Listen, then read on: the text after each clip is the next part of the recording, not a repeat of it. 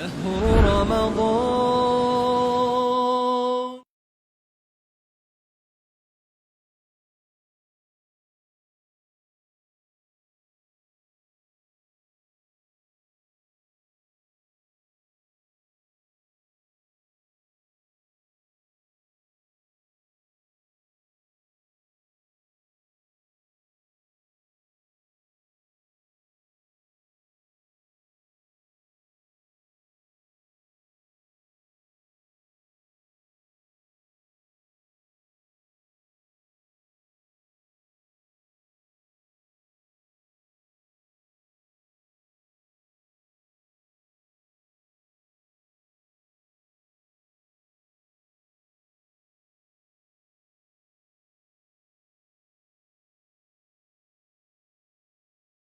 كثيرا طيبا مباركا فيه كما يحب ربنا ويرضاه وأشهد أن لا إله إلا الله وحده لا شريك له وأشهد أن محمدا عبده ورسوله اللهم صل وسلم على نبينا محمد صلى الله عليه وسلم وعلى آله وأصحابه ومن تبعهم بإحسان إلى يوم الدين أما بعد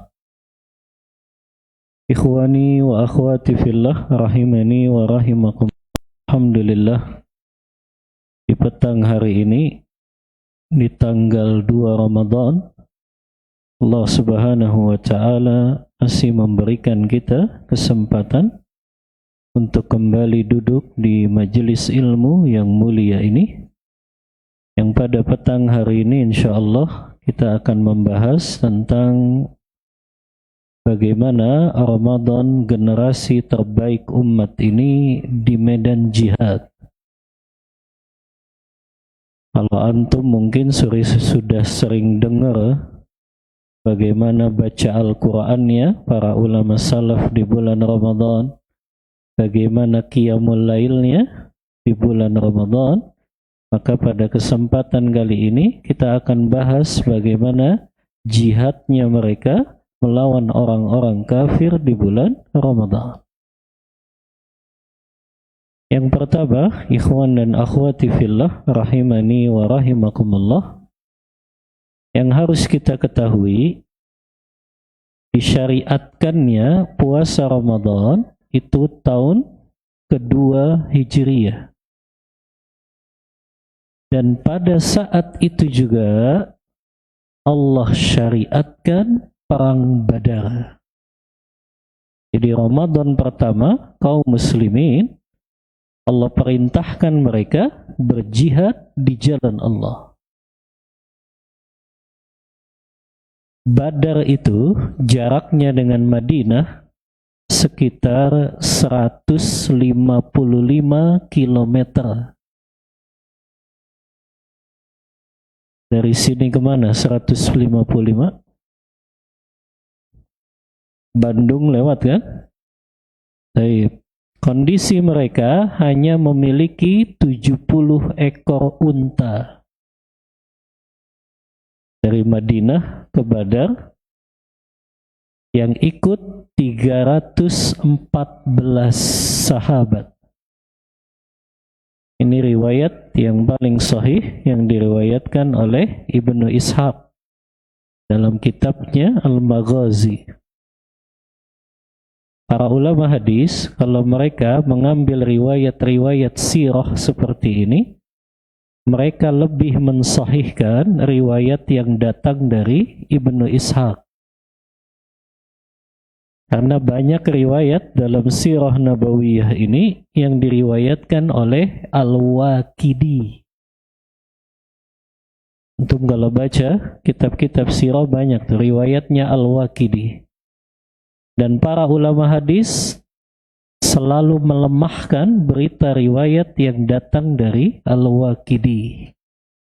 Dan mereka lebih memilih mensahihkan riwayat yang datang dari Ibnu Ishaq. Banyak sebetulnya contohnya, seperti Khadijah ketika menikah dengan Rasulullah, itu usia yang sahih berapa tahun? Kalau yang familiar berapa tahun? 40 tahun. Itu riwayatnya Al-Waqidi. Tapi riwayatnya Ibnu Ishaq 28 tahun. Khadijah ketika menikah dengan Rasulullah. Dan ini makanya yang dikuatkan ulama hadis. Cuma nggak familiar. Ya, karena secara logika saja 40 tahun ke atas mungkin nggak punya anak 6. Anak 6 anaknya Rasulullah dari siapa? Khadijah. Ya, hanya Pak Dokter coba. Usia 40 tahun ke atas, Dok. Kalau punya anak 1-2 masih mungkin ya. Ini 6. Mungkin nggak, Dok? 40 tahun ke atas punya 6 orang anak. Mungkin nggak? Makanya ini riwayat yang sebetulnya sahih tapi nggak masyhur. Nah, kembali ke perang Badar. Kata Ibnu Ishaq, yang ikut dalam perang Badar 314 sahabat. Berarti 70 ekor unta dibagi 314. Satu ekor unta berapa orang?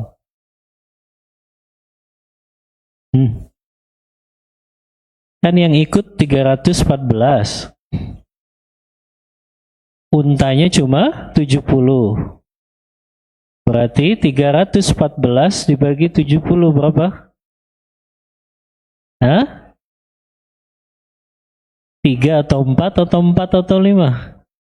4 atau 5 orang. Sekarang jaraknya berapa tadi? Madinah ke Badar? 155 kilo. Yang dimaksud satu unta 4 atau 5 orang, bukan 4-4-nya naik. Nggak kuat untanya. Tapi maksudnya bergantian. Berarti kalau satu unta 4 orang, bergantian, satu orang cuma dapat berapa kilo naik unta?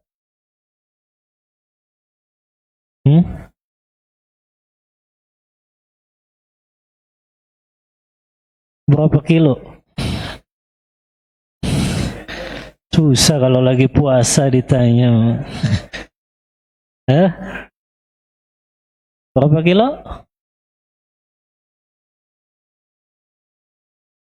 25 kilo. Dibagi 4 aja, dibagi 4. 155 kilo dibagi 4 deh tadi. Berarti satu orang berapa kilo? 37 kilo. 38 kilo. Sisanya berapa kilo mereka jalan kaki? 155 dikurang 38. 117. Berarti cuma 38 kilo naik unta, sisanya jalan. Dan mereka dalam keadaan puasa Ramadan. Ya. 117 kilo. Dari sini kemana? Pada larang nyampe ya? Sini pada larang.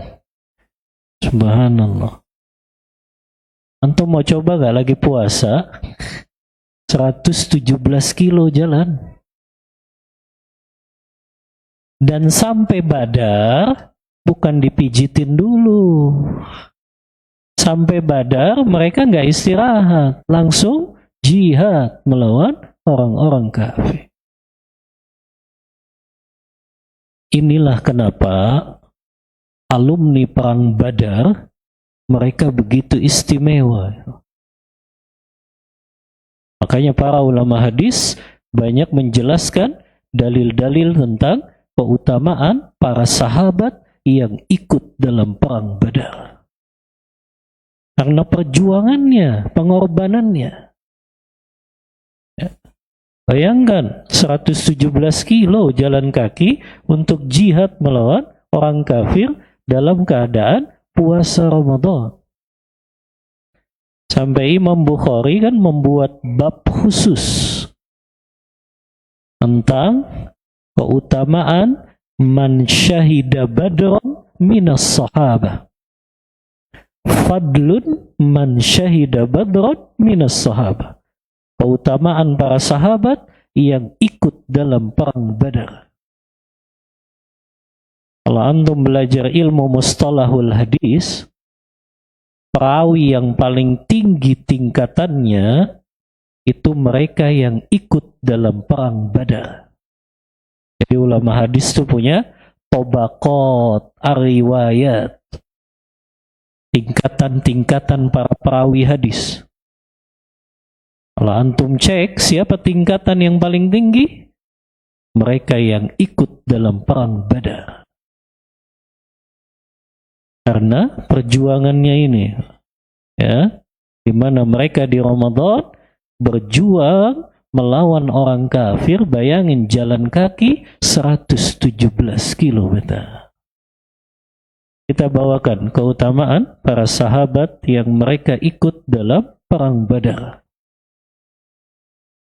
Dalam hadis riwayat Bukhari dalam kitab sahihnya, hadis ini dari sahabat Mu'az bin Rifa'ah ibni Rafi'. Kata beliau, kana abuhu min ahli Badar. Ayahnya Mu'az bin Rifa'ah ini salah satu yang ikut dalam perang Badar. Kemudian Rasulullah SAW pernah bersabda, Ja'a Jibril ila Nabi sallallahu alaihi wasallam. Suatu hari Jibril datang kepada Nabi sallallahu alaihi wasallam. Jibril bertanya, "Ma ta'udduna ahla Badrin fikum?" Kata Jibril kepada Rasulullah, "Bagaimana kalian menganggap orang-orang yang ikut dalam perang Badar itu? Bagaimana kedudukan mereka di sisi kalian?" Rasulullah menjawab, "Min afdolil muslimin." Mereka adalah orang yang paling utama dari kalangan kaum muslimin. Kemudian Jibril berkata, "Wa kadzalika man syahida badron minal malaikah."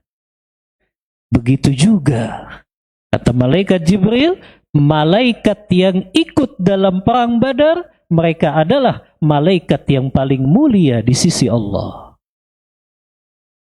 Jadi lihat ya, penduduk buminya, penduduk langitnya yang ikut perang Badar, mereka menjadi mulia.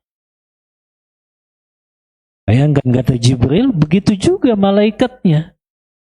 Jadi bukan hanya sahabat yang ikut perang Badar dari kalangan manusia yang mulia, malaikat yang ikut dalam perang Badar menolong kaum muslimin, mereka di sisi Allah kedudukannya malaikat-malaikat yang paling mulia.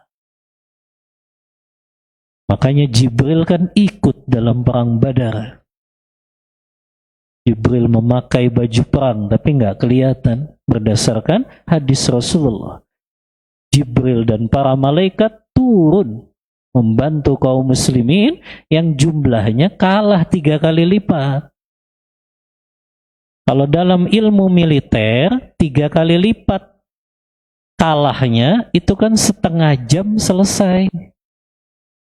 314 lawan 1000 coba. Kalau hitungan militer setengah jam selesai. 3 kali lipat, apalagi kaum musliminnya dalam keadaan berpuasa. Orang kafirnya nggak puasa. Dari sisi akomodasi mereka lebih lengkap. Kalau kaum muslimin cuma 70 ekor unta, mereka jalan dari Mekah, mereka bawa 700 ekor unta. Secara persenjataan mereka lebih lengkap. Itu kalau logika manusia nggak bakal menang itu kaum muslimin. Makanya malaikat turun membantu kaum muslimin, dan malaikat yang turun mereka menjadi malaikat yang mulia di sisi Allah Ta'ala. Nah, ini keutamaan yang pertama, mereka yang ikut perang Badar, merekalah hamba Allah atau kaum muslimin terbaik di muka bumi ini. Yang kedua, keutamaan sahabat yang mereka ikut dalam perang Badar, Rasulullah SAW mengabarkan mereka yang syahid, mati syahid pada perang Badar, nalal firdausul a'la. Mereka mendapatkan surga Firdaus yang paling tinggi. Dalilnya hadis riwayat Bukhari juga. Ini Anda bawakan dalam kitab Sahih Bukhari. Karena beliau buat bab khusus ini, keutamaan mereka yang ikut dalam perang Badar. Hadisnya dari sahabat Anas bin Malik radhiyallahu an. Ada seorang sahabiyah yang bernama Ummu Rubayyi binti Bara, wahia Ummu Harisah ibni Suraqah. Atatin Nabiya sallallahu alaihi wasallam faqalat. Ada seorang sahabiyah namanya Rubayyi bintil Bara, dia salah seorang ibu dari kalangan sahabat, yaitu ibunya Harisah bin Suraqah. Kata ibunya Harisah, dia datang kepada Nabi dan berkata, "Ya Nabi Allah, wahai Nabi Allah, ala tuhaddisuni an Harisah wa kana kutila yauma Badrin." Kata ibunya Harisah, "Wahai Rasulullah, apakah engkau enggak mau memberi kabar kepadaku bagaimana kedudukan anakku Harisah karena dia terbunuh pada saat perang Badar? Asabahu sahmun, dia terkena panah dan akhirnya dia mati di medan Badar." Maka kata ummu tersebut, fa in kana fil jannah sabartu. Kalau memang dia ternyata di surga, aku akan bersabar. Kemudian Rasulullah menjawab, innaha jinanun fil jannah wa inna banaki asabal firdausal a'la. Sesungguhnya mereka salah satunya anakmu yang wafat di medan Badar, mereka mendapatkan surga Firdaus yang paling tinggi. Jadi ini kemuliaan orang yang mati syahid di medan Badar. Ada 70 kaum muslimin yang mati syahid di medan Badar, dan mereka semua dijamin Rasulullah masuk ke dalam surga Firdaus yang paling tinggi.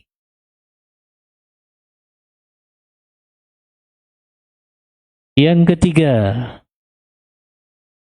keutamaan sahabat yang ikut dalam perang Badar.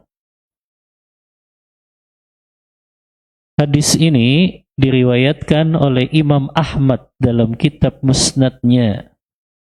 Hadis ini disahihkan oleh Syekh Albani.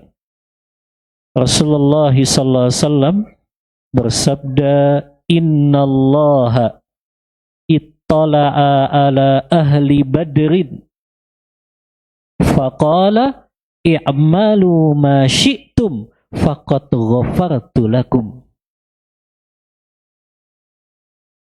Kata Rasulullah, sesungguhnya Allah memperhatikan mereka yang ikut dalam perang Badar. Kemudian Allah berkata kepada alumni perang Badar itu, i'malu ma syi'tum, silakan kalian berbuat apapun setelah ini, faqad ghafartu lakum, karena aku telah ampuni seluruh dosa-dosa kalian.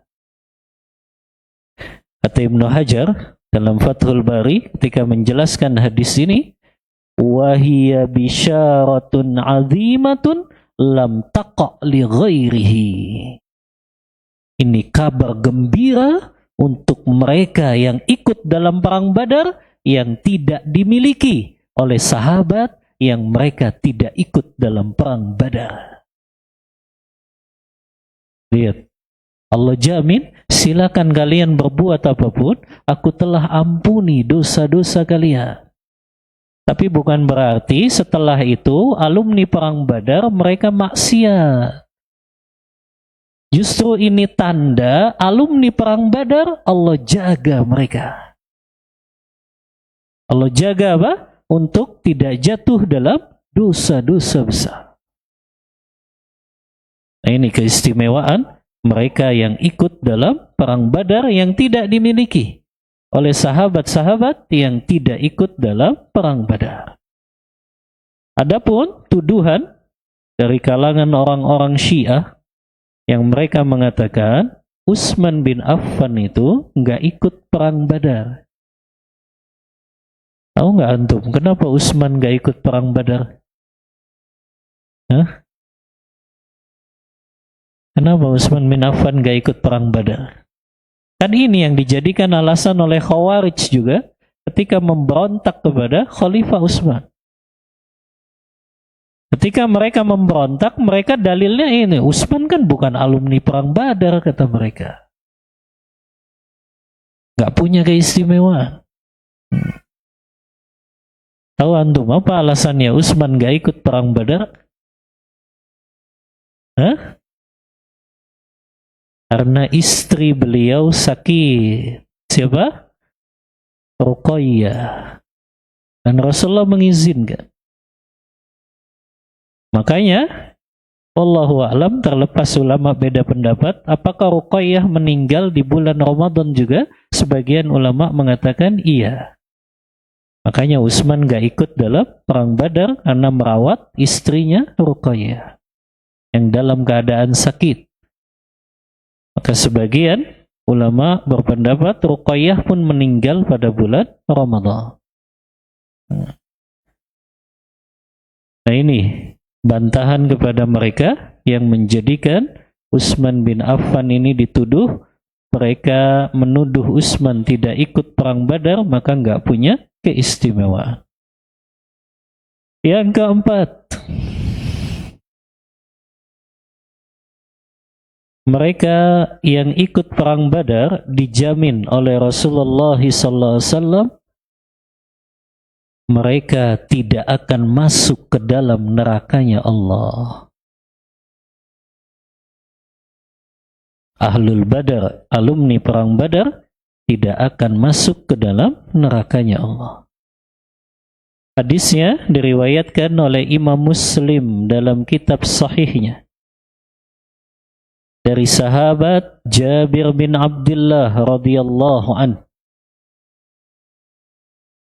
Kata Jabir bin Abdullah, jaa ila Rasulillah sallallahu alaihi wasallam rajulan wa takallama an Hatib ibni Abi Balta'ah. Wa qala hadha rajul la yadkhulanna Hatib an-nara. Antum tahu nggak kisahnya Hatib bin Abi Balta'ah? Hatib bin Abi Balta'ah ini sahabat dari kalangan muhajirin yang hijrah bersama Rasulullah, tapi dia ninggalin keluarganya di Mekah. Ketika akan terjadi peristiwa Fathu Mekah, ini di Ramadan juga kan? Cuma tahun ke-8 Hijriyah. Ketika Rasulullah akan menaklukkan kota Mekah. Sebabnya apa? Orang kafir Quraisy melanggar perjanjian Hudaybiyah. Padahal poin-poin dalam perjanjian Hudaybiyah itu kan yang buat orang Quraisy. Dia sendiri yang langgar. Nggak tahan dia. 2 tahun dia langgar itu. Perjanjian Hudaybiyah itu tahun ke-6 Hijriyah. Tahun ke-8 mereka langgar. Makanya Rasulullah mengatakan kita akan menyerang Mekah Maksudnya menaklukkan kota Mekah. Rasulullah merahasiakan ini, kecuali kepada sahabatnya dikasih tahu. Tapi ternyata Hatib bin Abi Balta'ah ini membocorkan rahasia ini. Hatib ngirim surat yang dia kirim melalui seorang hamba sahaya perempuan untuk dikirim ke orang-orang kafir Quraisy. Supaya apa? Supaya keluarganya Hatib yang ada di Mekah itu dilindungi oleh orang kafir Quraisy. Makanya ulama ketika membawakan kisah ini dalam bab al-wala wal bara, loyalitas kepada orang-orang kafir. Yang itu jatuh dalam dosa besar. Nah, ada sahabat yang mengatakan karena Hatib bin Abi Balta'ah membocorkan rahasianya kaum muslimin kepada orang Quraisy bahwa orang-orang muslim akan menyerang mereka untuk menaklukkan kota Mekah, maka Hatib ini dianggap sebagai orang yang sudah keluar dari Islam. Sampai akhirnya laki-laki ini berkata, "Ya Rasulullah, Khatib ini akan masuk neraka kah dia?" Sampai Umar juga ketika tahu Hatib bin Abi Balta'ah membocorkan rahasia ini, kata Umar, "Ya Rasulullah, izinkan saya memenggal kepalanya." Karena berkhianat. Ya. Tapi Rasulullah ingatkan. Kata Rasulullah, "La, tidak. Innahu syahida Badron wal Hudaybiyah." Hatib bin Abi Balta'ah, dia alumni perang Badar dan dia ikut dalam perjanjian Hudaybiyah. Maka kata Rasulullah, "La yadkhulun nar man syahida Badron wal Hudaybiyah." Dalam hadis riwayat Bukhari, kata Rasulullah, tidak akan masuk neraka mereka yang ikut dalam perang Badar dan ikut dalam perjanjian Hudaybiyah. Nah, ini keutamaan yang keempat, mereka yang ikut dalam perang Badar. Yang kelima, mereka para sahabat yang ikut dalam perang Badar, Rasulullah SAW mengabarkan jasa pengorbanan alumni perang Badar di antara sebab Islam bisa tegak sampai hari ini. Jadi Rasulullah mengabarkan di antara sebab Islam ini bisa bertahan itu jasa para sahabat yang ikut dalam perang Badar. Karena perang Badar itu sebetulnya penentuan. Makanya doanya Rasulullah di malam perang Badar itu kan luar biasa. Ya, sampai bergetar beliau. Beliau diperlihatkan pasukan kafir Quraisy 1000, kaum muslimin 314. Dalam hadis Bukhari, kata Ali bin Abi Thalib, "Aku saksikan tidak ada sahabat kecuali seluruhnya tidur pada malam perang Badar." Maksudnya besoknya mau perang, para sahabat tuh memang dijadikan tidur sama Allah. Dalam surah Al-Anfal Allah abadikan itu, "Idz yughashshikumun nu'as." Allah jadikan para sahabat tuh ngantuk memang untuk istirahat. Ya. Kata Ali bin Abi Thalib, "Aku enggak melihat yang terjaga kecuali Rasulullah saja." Di malam 17 Ramadan. Berarti 17 Ramadan malamnya, itu besok paginya sahabat mau perang Badar, Rasulullah tidak tidur semalaman. Rasulullah bermunajat semalaman, sholat di bawah pohon berdoa kepada Allah dengan doa yang sampai sorban atau selendang beliau jatuh. Dan isi doanya kan menggetarkan ya.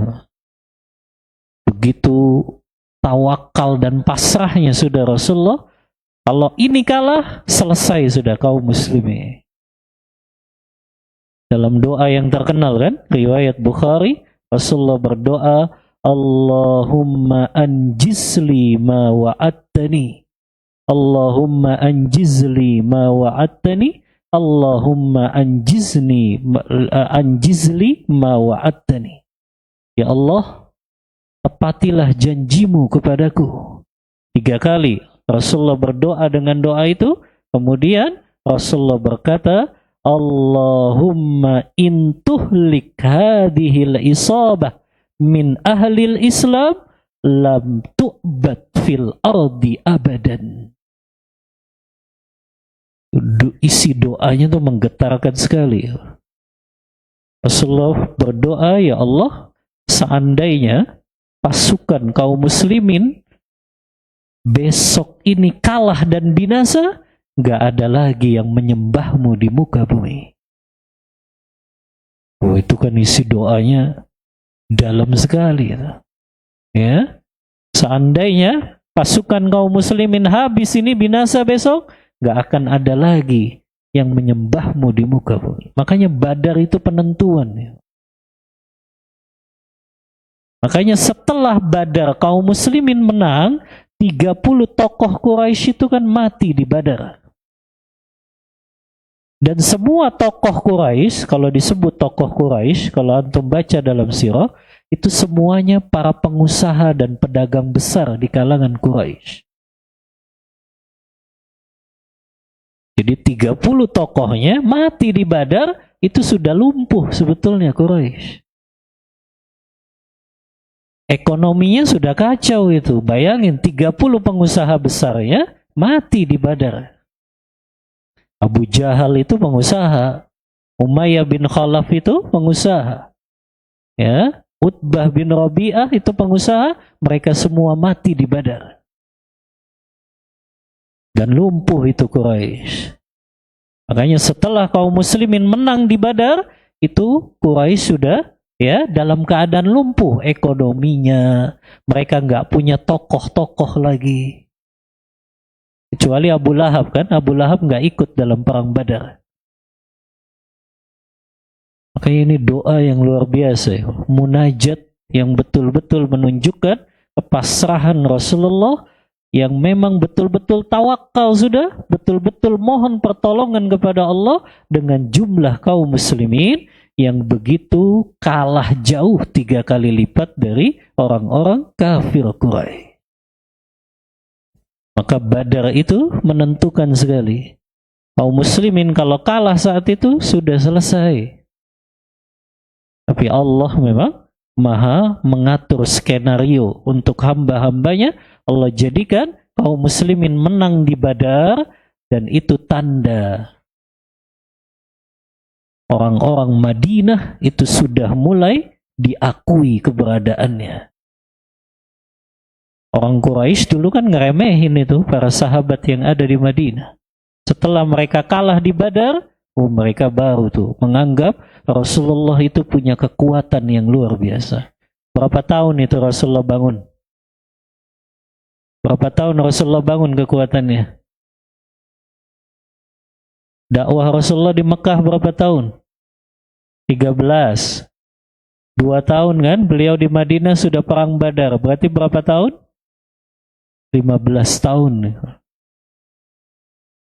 Rasulullah mampu membentuk sahabat, orang-orang yang begitu cinta dengan akhirat, mereka rela untuk mati syahid di Badar. Ya, 15 tahun coba. Ya. Tauhid ya yang ditanamkan Rasulullah membentuk sahabat ini. Jadi kalau memandang Badar itu bukan sekedar perang ya. Para ulama itu memandangnya bagaimana Rasulullah bisa menciptakan, bukan mencipta ya, pencipta hanya Allah saja. Bisa membentuk komunitas sahabat yang begitu yakin dengan agama Islam ini dan mereka rela mati untuk agama ini. 15 tahun tuh. 15 tahun kalau usia manusia sekarang itu kan masih alay. Kalau ngabuburit balatan motor nih biasanya. 15 tahun.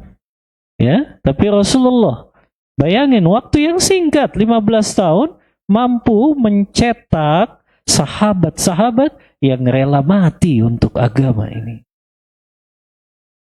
Oh, ini orang Quraisy itu sudah ya memandang itu sudah setelah mereka kalah dalam perang Badar. Ya. Tapi ini keutamaan para sahabat yang mereka ikut dalam perang Badar. Ya. Kita ambil faidah-faidah yang lain nih, dalam perang Badar di sini. Di antara faidah yang para ulama ambil dalam perang Badar ini, kata para ulama, perang Badar ini mengajarkan hakikat al-wala wal bara. Hakikat al-wala wal bara. Karena surah Al-Mujadilah ini ayat yang ke-22 juga menurut sebagian ulama tafsir ini berkaitan dengan perang Badar. La tajidu qauman yu'minuna billahi wal yawmil akhir yuwaduna man haddallaha wa rasulah walau kanu aba'ahum aw abna'ahum aw ikhwanahum aw ashiratahum. Kata Allah Ta'ala, surah Al-Mujadilah, ayat 22, kamu tidak akan mendapati suatu kaum yang beriman kepada Allah dan hari kiamat, mereka berkasih sayang dengan orang-orang yang menentang Allah dan Rasul-Nya, sekalipun orang-orang itu bapak-bapak mereka, anak-anak mereka, atau saudara-saudara mereka, atau keluarga mereka. Al-Hafiz Ibnu Katsir ketika menafsirkan ayat ini dalam tafsir beliau, Tafsirul Qur'anil Azim, beliau mengatakan, anzalat hadhil ayah, ayat ini turun berkaitan dengan mereka kaum muslimin yang membunuh kerabatnya sendiri pada perang Badar. Diceritakan, kata Ibnu Katsir, Abu Ubaidah, ya, ketika Abu Ubaidah ini, Abu Ubaidah siapa? Ibnul Jarrah, beliau bunuh bapaknya yang masih kafir pada perang Badar. Wala wal bara ini diajarin kita. Ya, bayangin bapaknya sendiri. Ya. Siapa lagi? Dicontohkan di sini juga Abu Bakar As-Siddiq. Beliau kejar-kejar anaknya Abdurrahman yang masih kafir di perang Badar untuk beliau bunuh. Oh, kan walaknya luar biasa itu. Kemudian juga sahabat Mus'ab ibnu Umair. Dia bunuh saudara kandungnya di perang Badar yang namanya Ubaid bin Umair. Jadi walaknya di sini jelas. Nggak ada itu berkasih sayang dengan orang kafir harbi. Kan jelas-jelas tuh. Kafir harbi mereka menentang Allah dan Rasulnya. Orang kafir yang mengusir kaum muslimin, memerangi kaum muslimin, mengambil harta kaum muslimin, maka nggak ada wala kepada mereka. Makanya ayat ini kata Ibnu Katsir turun tentang mereka sahabat yang bunuh kerabatnya di perang Badar. Abu Ubaidah Ibnul Jarrah yang disebut dengan julukannya apa? Aminun hadhil ummah. Ya. Orang yang paling amanat di umat ini itu membunuh bapaknya di perang Badar. Abu Bakar As-Siddiq hampir saja membunuh anaknya Abdurrahman yang masih kafir di perang Badar. Mus'ab membunuh saudara kandungnya Ubaid di perang Badar. Umar bin Khattab juga membunuh salah seorang kerabat beliau yang masih musyrik di perang Badar. Jadi ini hakikatnya kita diajarkan apa? Al-wala wal bara. Bagaimana para sahabat? Ya, mereka begitu faham sekali walaknya untuk Allah, untuk Rasulullah, untuk orang-orang yang beriman, dan mereka berlepas diri dari orang-orang kafir musyrik, walaupun itu kerabat-kerabat dan juga saudara-saudara mereka. Ini diantara hikmah atau faidah dari perang Badar. Yang ketiga, ikhwah.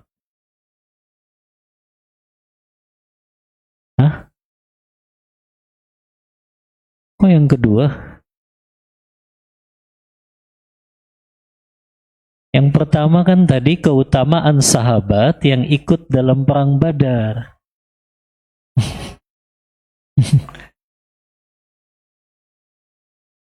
Begini nih, kalau lagi puasa memang begini.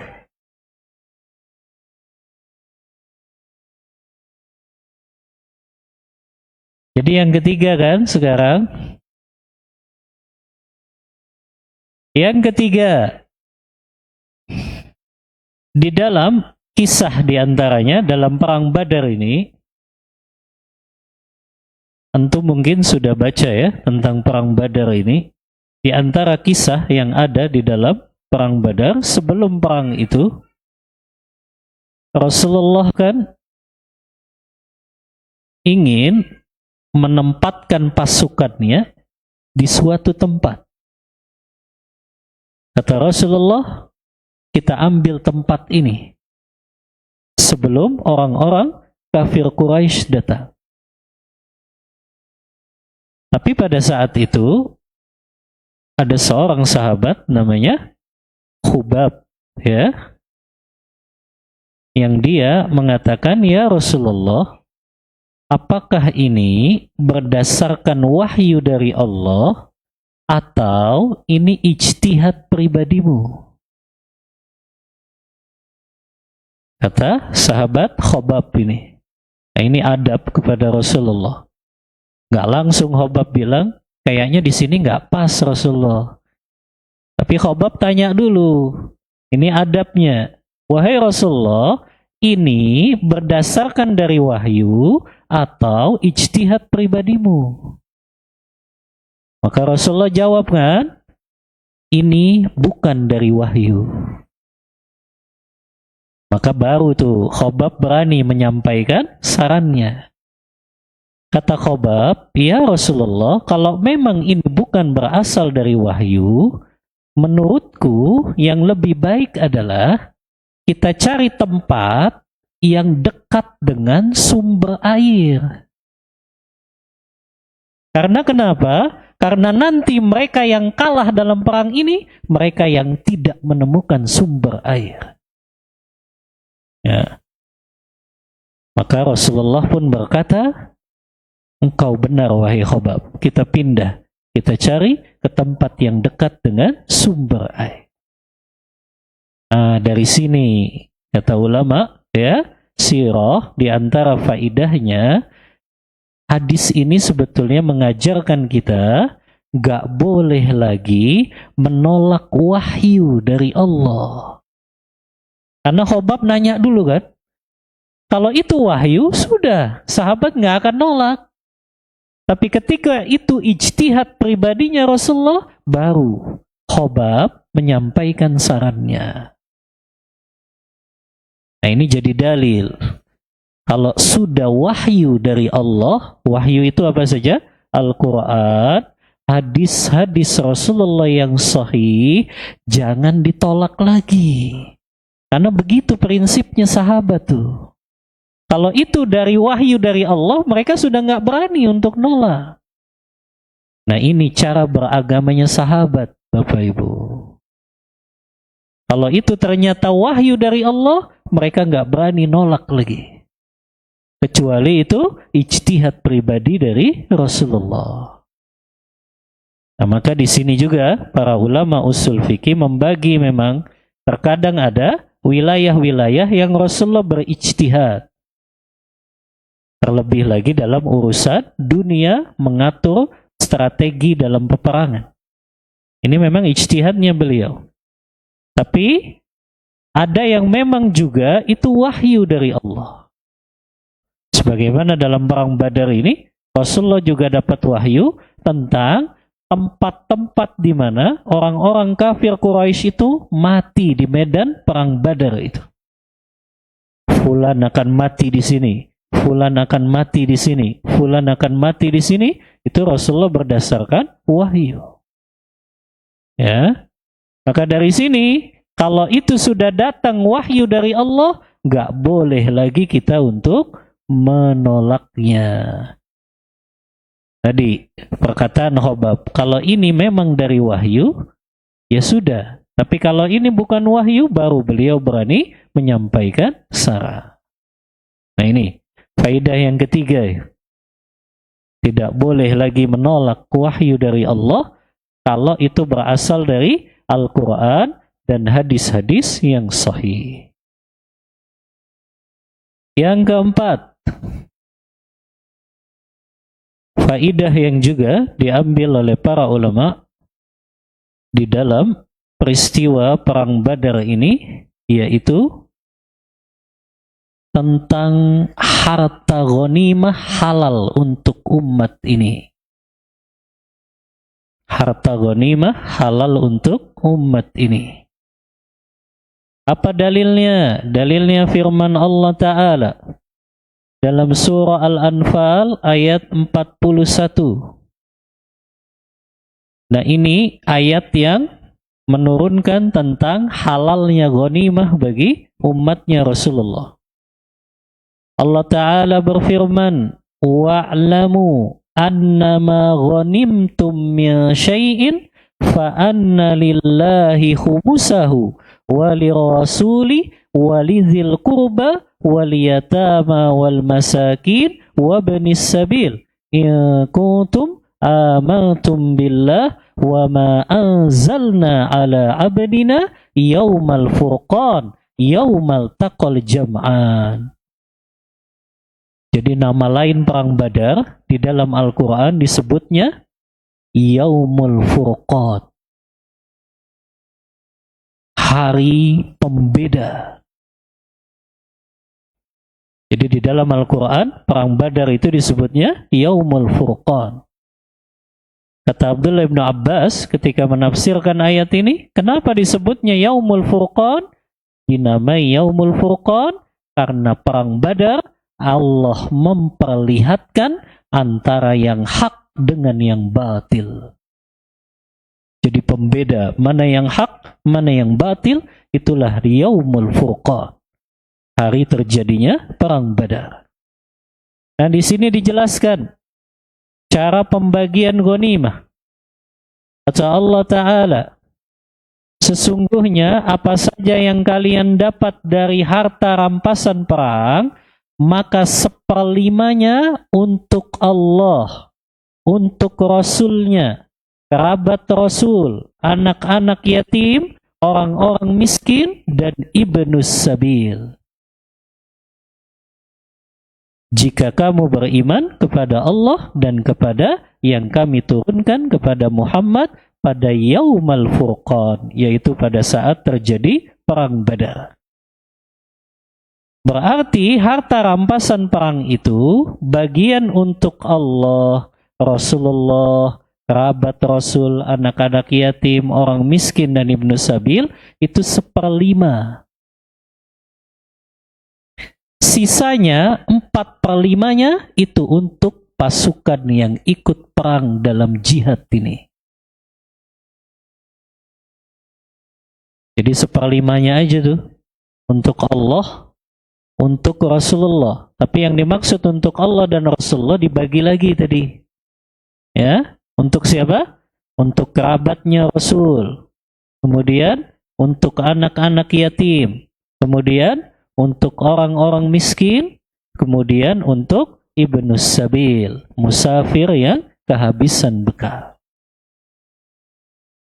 Jadi 1/5 itu dibagi 5.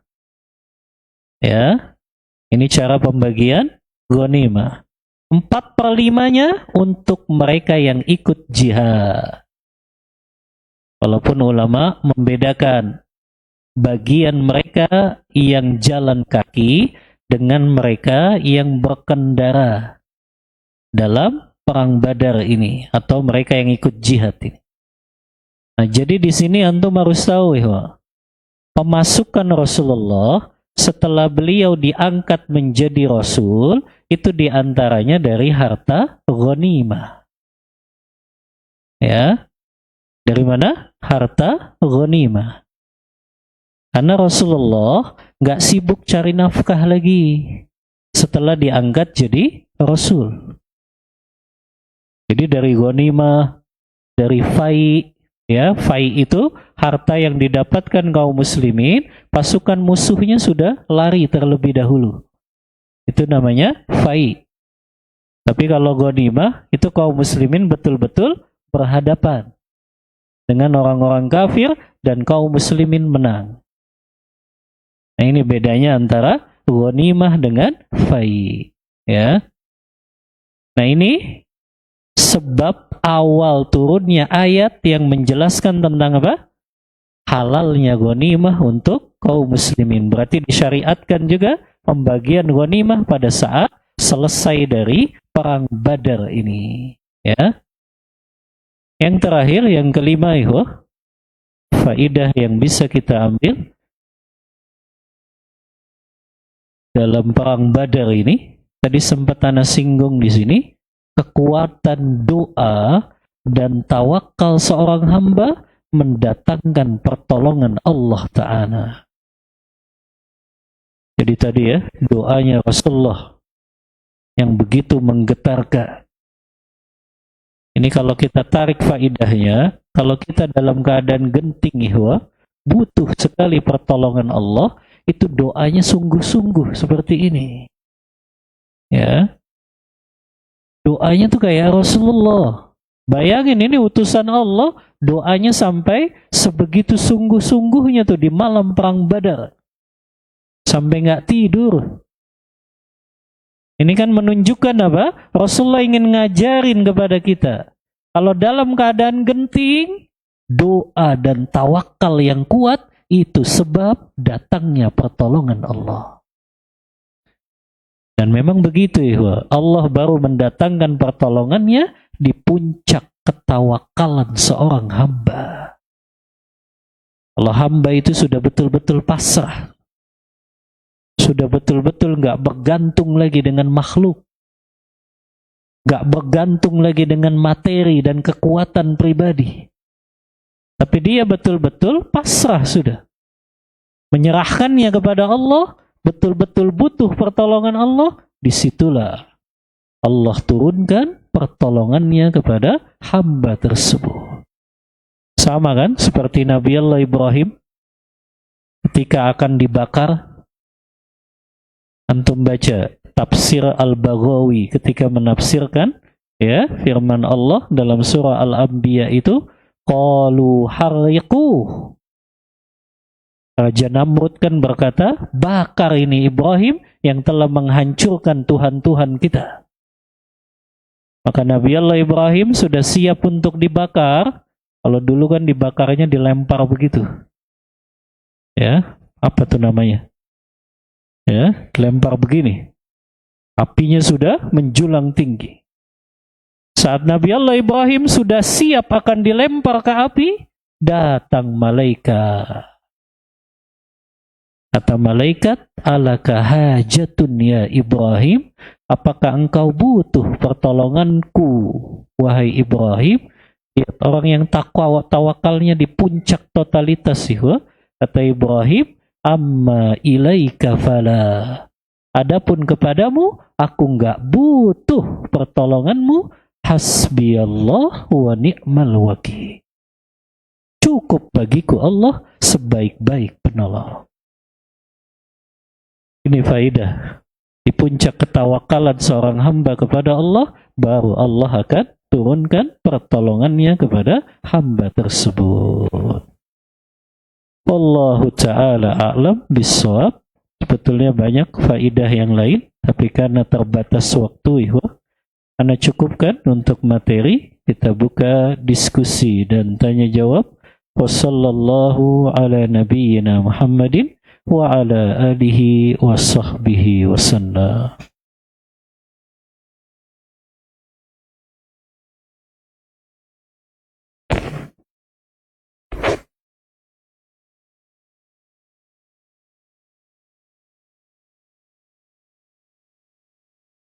Tafadhol. Ada pertanyaan? Oh, ada. Bismillah. Bagaimana caranya agar kita bisa masuk surga Firdaus? Apakah cukup dengan berdoa minta dimasukkan surga Firdaus dan berdoa minta mati syahid? Ya. Wallahu a'lam. Anda tidak tahu apakah ada amalan-amalan khusus untuk bisa masuk ke dalam surga Firdaus ini. Memang yang diminta atau yang Rasulullah perintahkan kepada kita dalam hadis riwayat Bukhari, idza sa'altumullaha fas'alul jannatal firdaus. Kalau kalian minta surga, mintalah surga yang paling tinggi, yaitu surga Firdaus. Maka yang kita bisa lakukan yaitu dengan kita banyak berdoa untuk minta surga Firdaus ini. Wallahu ta'ala a'lam bissawab. Yang kedua, apakah orang yang meninggal di bulan Ramadan termasuk husnul khatimah? Dan adakah keutamaan orang yang meninggalnya di bulan Ramadan? Wallahu a'lam. Ana tidak tahu apakah ada riwayat hadis yang menjelaskan keutamaan wafat di bulan Ramadan. Apakah dia wafat dalam keadaan husnul khatimah atau su'ul khatimah? Ana juga tidak tahu. Tergantung keadaannya ketika wafat. Kalau dia wafatnya dalam keadaan beribadah kepada Allah, insya Allah dia husnul khatimah. Tapi kalau dia dalam keadaan bulan Ramadan, tapi lagi mabuk malam harinya, ya sama aja dia enggak husnul khatimah. Dia malah merusak lagi kemuliaan Ramadan. Wallahu a'lam bissawab. Bolehkah kita memakai doa Rasulullah yang menggetarkan tadi, yang diulang-ulang baca 3 kali agar doa kita diijabah Allah? Memang sunnahnya adab kita berdoa itu kalau doa itu betul-betul ingin kita kabulkan, diulang 3 kali. Jadi itu adabnya berdoa. Diulang sampai 3 kali. Ya, ada riwayat di mana Rasulullah SAW menyampaikan, apabila seseorang bersungguh-sungguh dalam berdoa, maka hendaklah dia ucapkan sebanyak 3 kali dalam doanya. Maka boleh, bahkan bukan boleh, dianjurkan kita membaca doa 3 kali diulang-ulang. Ya. Wallahu ta'ala a'lam bissawab. Iya, ada hadiah ini. Ini berkahnya Ramadan, ada hadiah. Ikhwan 3, akhwat 3. Atau ikhwan 4, akhwat 2. Pertanyaan pertama. Ini nggak boleh nyontek ya. Pertama yang mudah sajalah. Sebutkan nama lain perang Badar dalam Al-Quran. Ya, Yaumul Ikhwan dulu umat. Ya, tafadhol. Yang kedua, akhwat baru ini. Ummahat. Sebutkan jumlah unta yang ikut dalam perang Badar. 70. Hah? 70. 70, iya. Yang bawah ya. Hampir jawab 314. Yang ketiga. Oh iya, ikhwan ya, gantian. Sebutkan 3 keutamaan sahabat yang ikut dalam perang Badar. Nah ini ngangkat tangan dulu. Fadal. Ya, surga Firdaus. Yang kedua.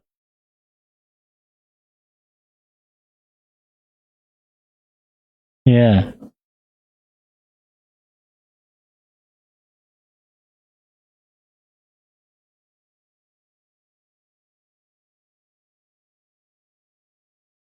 Iya, ahsanta.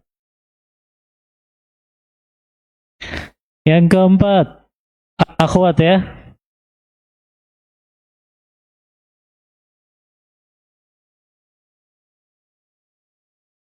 Sebutkan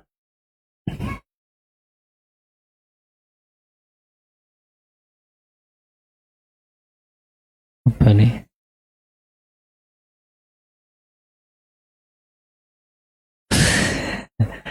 Sebutkan sahabat yang membunuh kerabatnya di perang Badar. Abu Bakar As-Siddiq. Ya, silakan. Mahat. Siapa? Mus'ab bin Umair.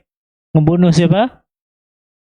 Membunuh saudaranya. Ubaid yang kedua, masih kafir. Ya. Yang kedua? Yang kedua, saudaranya ya Ustaz ya? Bapaknya yang membunuh bapak Abu Ubaidah. Iya, siapa sahabat itu yang bunuh bapaknya? Abu Ubaidah, bunuh bapaknya. Iya, Abu Ubaidah ibnul Jarrah. Abu Bakar. Satu lagi? Asik mengejar anaknya Abdurrahman yang masih kafir. Ya, ahsanti. Oh, udah. Yang ke 5, ikhwan. Sebutkan cara pembagian harta ghanimah. Fadal.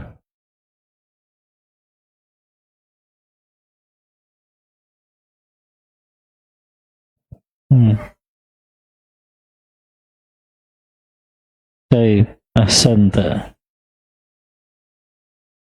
Yang terakhir, ummahat. Sebutkan 3 faidah dari perang Badar. Ayo cepat, mau azan.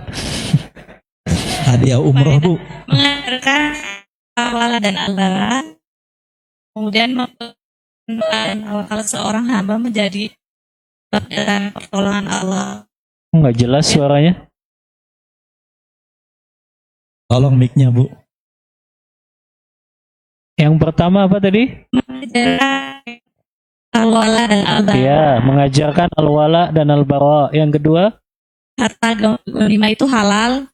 Ya, harta ghanimah halal. Yang ketiga? Kekuatan doa dan tawakal seorang hamba menjadi sebab. Iya, ahsanti. Tafadhali. Baik, ihwah, karena sudah mau masuk azan. Wallahu ta'ala a'lam bishawab. Ini yang bisa kita kaji tentang perjuangan sahabat di bulan Ramadan, yaitu perang Badar. Wassallallahu ala nabiyyina Muhammadin wa ala alihi wa sahbihi wasallam. Kita tutup kajian kita membaca doa kafaratul majlis. Subhanakallahumma wa bihamdika asyhadu an la ilaha illa anta astaghfiruka wa atubu ilaik. Wassalamualaikum warahmatullahi wabarakatuh. Kepada Iwan disediakan takjil.